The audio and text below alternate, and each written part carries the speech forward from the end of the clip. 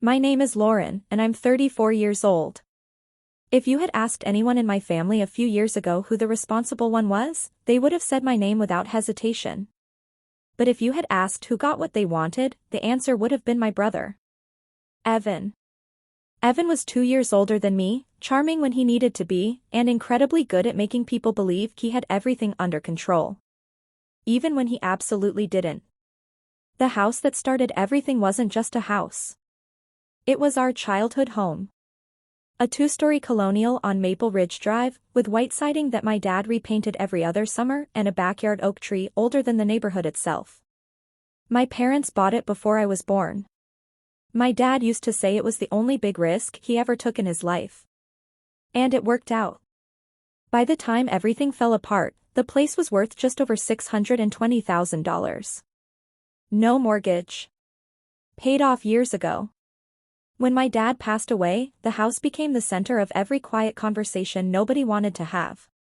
My mother lasted another 4 years after him. Cancer. Slow. The kind that gives families time to say goodbye, and also time for things to get complicated.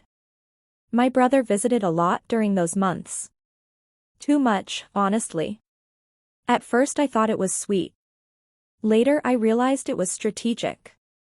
I lived about 40 minutes away and worked long hours at a marketing firm downtown. Evan, on the other hand, suddenly seemed to have unlimited free time. He'd show up with groceries. Fix small things around the house. Handle paperwork. My mom trusted him.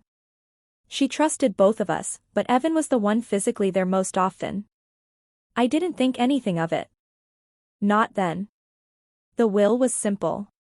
Mom had insisted on keeping it that way. The house would be split between us. 50-50. Either we'd sell it and divide the money, or one of us could buy the other out. Clean. Fair. At least that's what I thought. After Mom passed, the house sat empty for a few weeks. I'd drive by sometimes just to see it. Same curtains.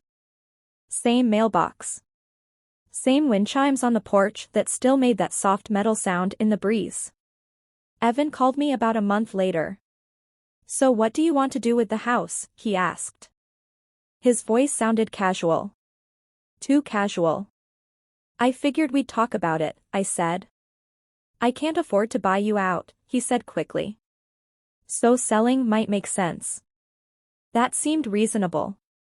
Property values were high in our area. If we sold it for $600,000, we'd each walk away with around $300 after fees. Not life-changing money. But definitely meaningful. "Okay," I said. "Let's talk to a realtor." He paused. "Yeah," he said slowly. "About that." Something in his tone made my stomach tighten. "What?" I asked. "Well, I might already have someone interested." "Already?" "Just someone from my office," he said. "He's looking for investment properties." I didn't love the idea, but it wasn't outrageous. Still, something about how fast Evan moved made me uneasy. "Let's at least get an appraisal," I said. "Sure," he replied. But he sounded annoyed. That should have been my first warning. The next few weeks were strange. Whenever I asked about the house, Evan had vague answers. Working on it. Talking to people. Waiting on paperwork. At one point he even said a buyer might be ready to move quickly. But he never included me in the conversations. One night I finally asked him directly.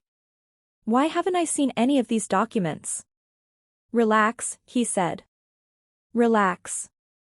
It's funny how that word always seems to show up right before something shady happens.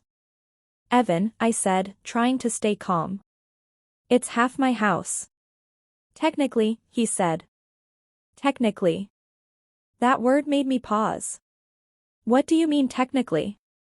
There was a silence on the line. Then he laughed. "Nothing," he said. "You're overthinking things." I wish I had pushed harder right then. But I didn't. 2 weeks later, I got a call that changed everything. It was from First County Bank. At first I assumed it was a scam. "Hello, is this Lauren Whitaker?" the woman asked. "Yes. My name is Sandra Collins. I'm calling regarding a property transfer request associated with your name." My heart skipped. "What property?" "The residence on Maple Ridge Drive." I stood up so quickly my chair rolled backward. "What about it?" "Well," she said carefully, "we received documentation initiating a title transfer connected to a sale of the property." "A sale?" "Yes." My voice dropped to a whisper. "I didn't sign anything."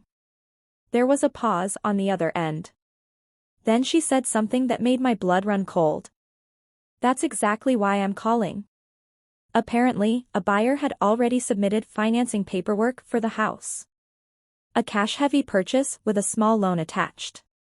But during the review process, the bank noticed something unusual. The title listed 2 owners. Me and Evan.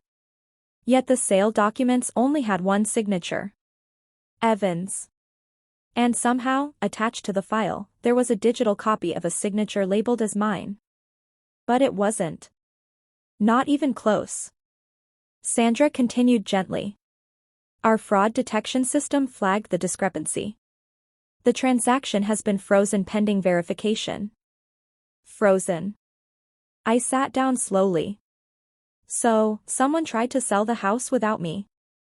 "Yes." "Do you know who submitted the documents?" There was another pause. "Your brother." I don't remember ending the call. I just remember staring at the wall in my apartment for a long time. Trying to process the fact that my own brother had tried to transfer our childhood home overnight. Without telling me. Without asking. Using a fake signature. The next thing I did was call him. He answered on the second ring. "Hey," he said. I didn't bother with small talk.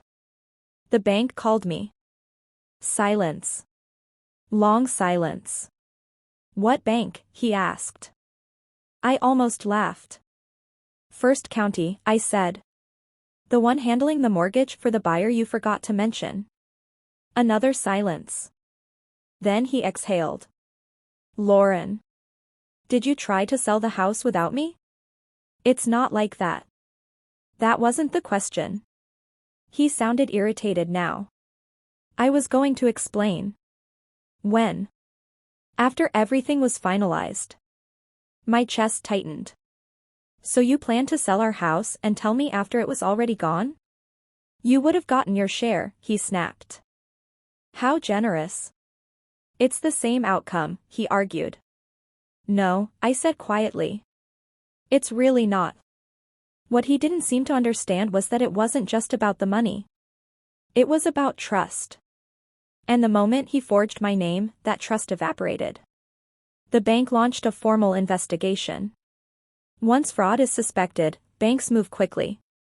Within 48 hours the buyer's loan application was suspended. The title company halted the entire transaction. And Evan got a very uncomfortable phone call from the bank's legal department. Suddenly, he wanted to talk. In person. At the house. When I pulled into the driveway that Saturday afternoon, he was already standing on the porch. Hands in his pockets. Looking nervous. For the first time in years, my brother didn't seem confident. He looked cornered. "You didn't have to escalate this," he said the moment I stepped out of the car. "I didn't escalate anything," I replied. "The bank did. You could have just called me." "I did." He rubbed his face. "I was trying to move things forward." "By forging my signature?" He didn't answer. The silence said everything. The investigation dragged on for weeks. Fraud paperwork. Affidavits. Verification of signatures. Eventually, the bank concluded exactly what had happened. Someone had attempted to process a property sale using a falsified co-owner authorization. The transaction remained permanently frozen. The buyer backed out immediately. No investor wants legal drama attached to a property. Evan didn't face criminal charges. Mostly because I chose not to pursue them. But the consequences still landed hard. The bank placed a fraud alert on the property title. Any future sale would require both owners present and verified in person. No shortcuts. No overnight transfers. No fake signatures. Ironically, the house ended up staying in the family longer because of his stunt. A year later, the market climbed even higher. When we finally sold it properly, with lawyers, contracts, and both of us sitting in the same office, the final price was $710,000. Almost $90,000 more than Evan's secret deal. The closing agent slid the paperwork toward us. "Both signatures here," she said. Evan looked at me. Then quietly signed his name. This time, he waited for me. And for the first time in a long time, he understood something important. Some things in life can't be rushed. Especially when they belong to more than one person. The bank might have frozen the sale. But what it really stopped was something much bigger. My brother learning that family property isn't something you steal quietly in the night. If you enjoyed this story or connected with it in any way, please consider subscribing to the channel. Your support truly helps the channel grow. Only subscribe if you genuinely value the work and want to hear more stories like this.